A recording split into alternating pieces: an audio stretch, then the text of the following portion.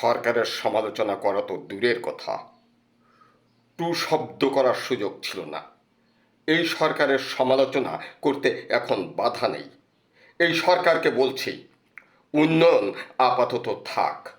ভোগ্যপণ্যের মূল্য যদি না কমাতে পারেন, পাবলিকের মেজাজ কিন্তু বিগড়ে যাচ্ছে।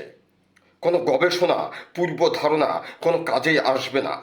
এখনই বাজারের আগুন নেভান, নতুবা পুড়ে যাবে সকল অর্জন। পাবলিকের মেজাজ দয়া করে বিগড়াতে দেবেন না।